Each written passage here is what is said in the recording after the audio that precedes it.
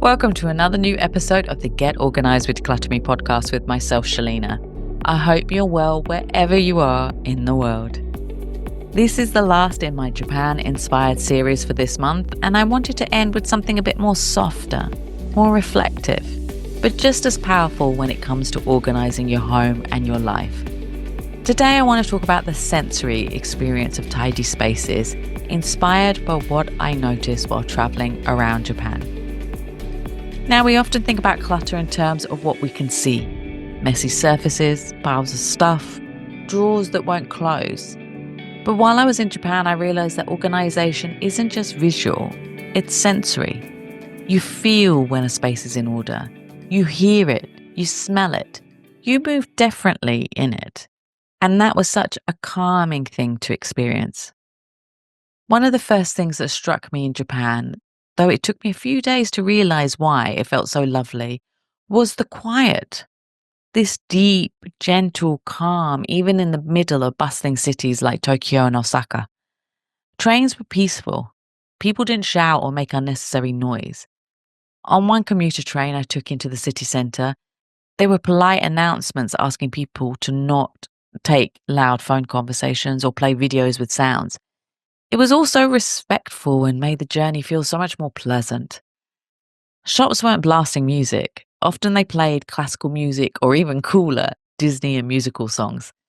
The lighting was soft, even in convenience stores, and the scents were clean, fresh, sometimes a little woody or herbal, but they gave every space this sense of calm and presence. It was such a contrast to the sensory overload that we often deal with. All the noise, the harsh lighting, the busy visuals, and the general chaos. We get so used to it, but we don't even realize how much it can wear you down. I remember dreading trips to the Top Shop at Oxford Circus. The music was always blaring, people talking loudly, and there were strobe lights flashing everywhere. It felt so overwhelming, and I braced myself every time I had to go there with my friends. And that's when it hit me. If we want our homes to truly feel organized and restful, we need to think beyond just what we see. We need to create spaces that feel peaceful to all of our senses. So today I want to talk you through how to create your own sensory reset at home. A calm, Japanese-inspired approach to tidying that focuses on how you made your house sound, smell, or feel. Think of it as a decluttering for your senses. So let's start with sound. What does your home sound like during the day? Is there constant noise in the background from traffic, TV, beeping appliances? Is it chaotic in the morning or echoey in certain rooms?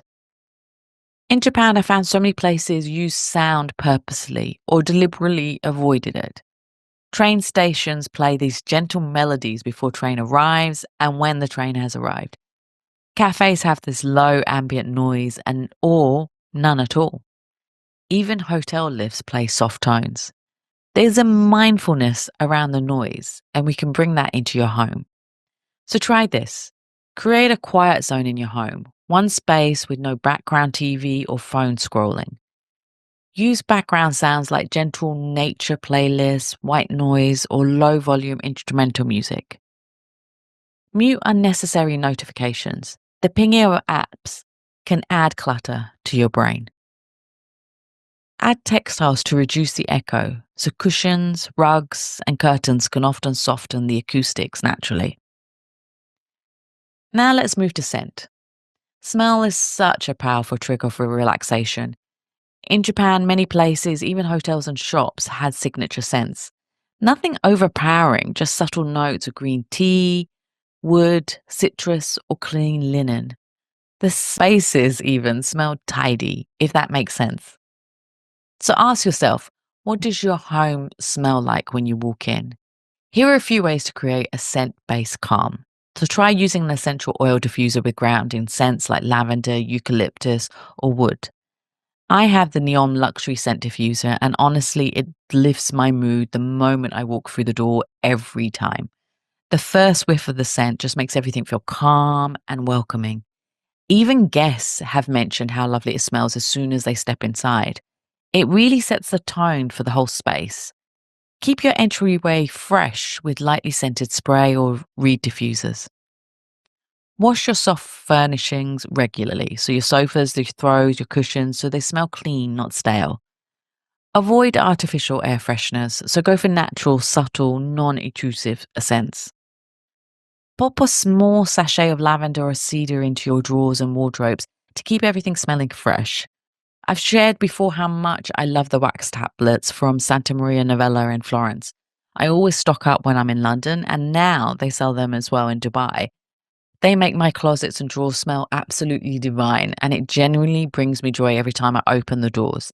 I also keep cedar balls tucked away, so they're brilliant for keeping moths at bay while adding a subtle, earthy scent. Next up, let's talk about light. So, one thing I adored about Japanese design is the use of soft, warm lighting. Even in small spaces, the lighting felt considered. You rarely saw harsh white ceiling lights. Instead, there were warm glows from table lamps, paper lanterns, and a low ambient lighting in public spaces. It made everything feel slower and more relaxed.